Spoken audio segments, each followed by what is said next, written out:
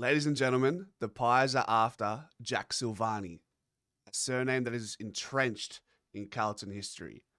It's time for all things black and white.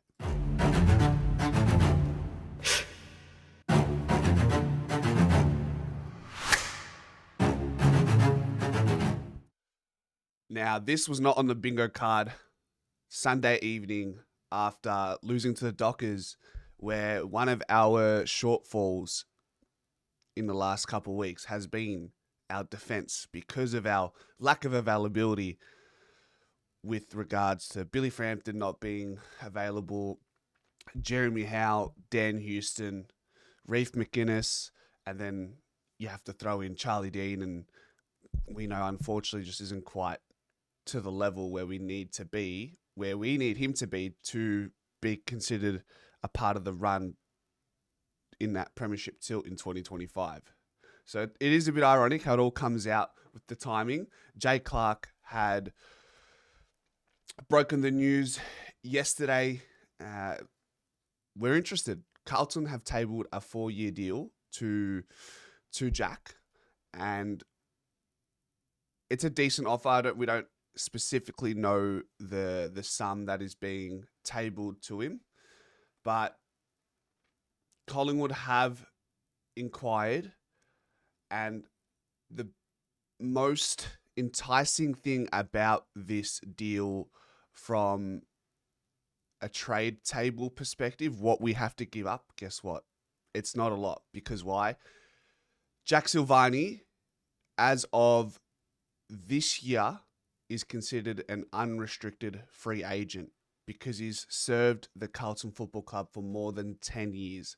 So I believe after you've served a team for more than 10 years, you are considered an unrestricted free agent. That's why players like Pendlebury and Sidebottom and Jeremy Howe, these type of players, or maybe not Jeremy Howe because he played for Melbourne, but those types of players who've served the club for a long time aren't considered restricted free agents anymore. So that is the allure behind Jack Silvagni when it comes to what we have to give up.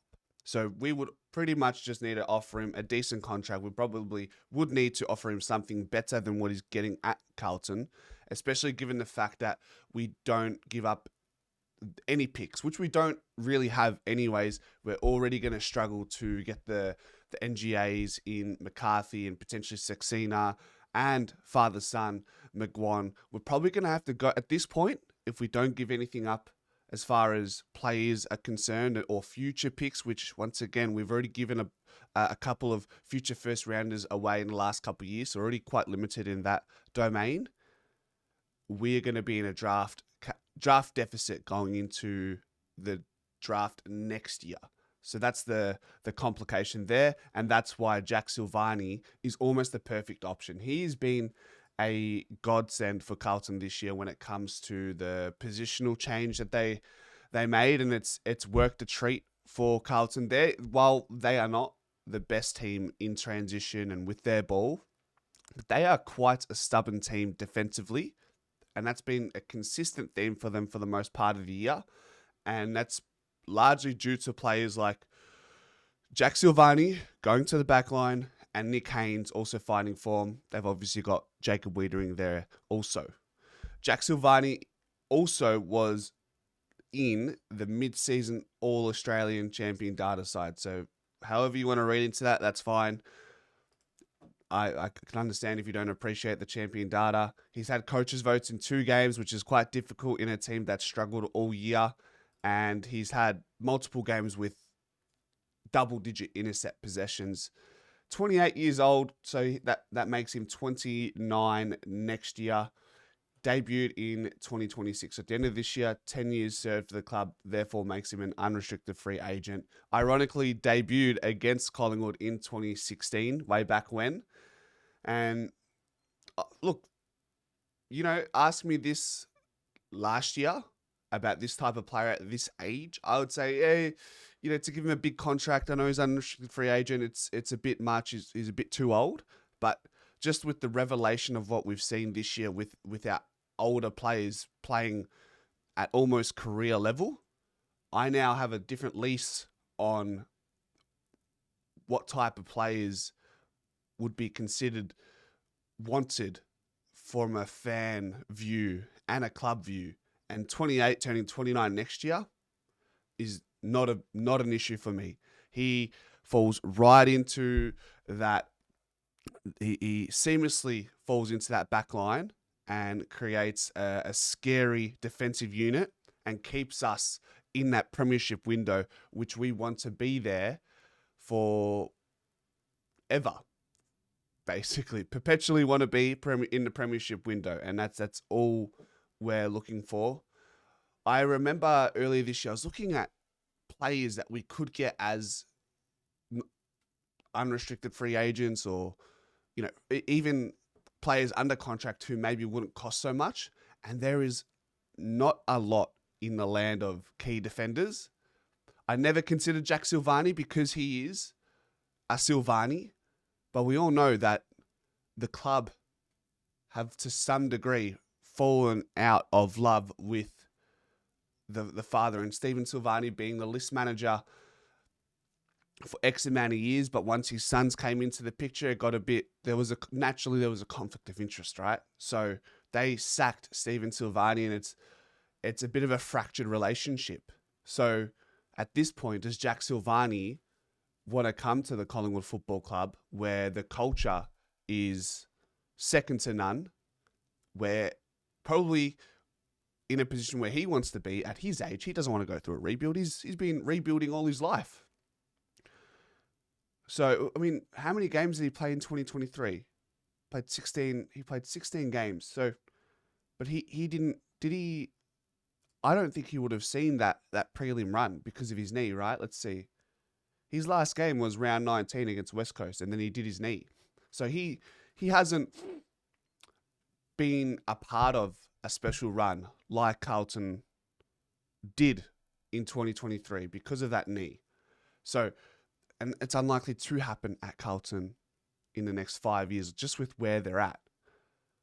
Let's just scour through this little report from the Herald Sun from Jay Clark, which came out today. So he's 194 centimeters. So he's not overly tall, but guess what? He plays like he's 6'6". He's a brick wall from what I've watched in the back line at Carlton. He's one of those players that I've liked from Carlton. And naturally, Carlton would get compensation, as you can see here. They would get compensation from the AFL, depending how much Collingwood offer and how many years as well are put on the table by Collingwood. But we are going to have to pay over. So it's very similar. It's a very similar situation right now, where not this time last year, but at the end of last season, we looked at players like Harry Perriman, unrestricted free agent. We're paying reportedly 8 to 900k a year for Jack Silvagni. I would almost argue Silvagni as a backman is a more important player than Harry Perriman in that key position.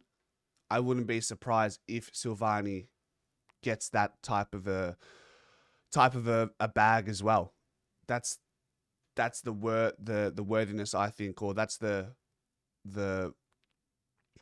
echelon that I think Silvagni resides in. It's that 8 to 900k region. I think he's that good. And it's just these are the methods that keep you in that premiership window. Bringing in players off unrestricted free agency, not having to give up much draft capital, still able in 2025, being able to dip into the national draft this year with Zach McCarthy, Thomas McGuan, Jai Saxena. It's shaping up to being a really auspicious time for our list management. Like, we're going to look back at last year, what they did for us, Perryman, Houston, memory. And we're going to look at this year. If we can get Silvagni, we've re-signed Bobby Hill and Bruzzy, DC next. If we can get the kids in the draft, there's just going to be one of those times we look back and go, man, Leper, Shane O'Brien, I guess you can throw Fly McRae in there. It's exciting times. How many games has Silvagni played? He's played 128 games. So he's been in and out of the side, and injury. The groin has sort of kept him to 13 games this year. I'm not so worried about his injury history. I back that at some point. I have full optimism that at some point he will just get his body right. He's not typically missing a bunch of games outside of the ACL and the groin this year. It's more so the form and not knowing what his best position is. So I'm looking forward to the prospect of Jack Silvagni in black and white. It's going to be a weird look. I'm usually not a fan of a Collingwood moving to Carlton, but I'm more than happy to bring a Carlton player to Collingwood and showing the rest of the world what the difference is between the two clubs in culture and standards. Let me know what you guys think in the comment section. Are you happy with the prospect of Jack Silvagni wearing the black and white in 2026? Let me know. And as always, go Pies.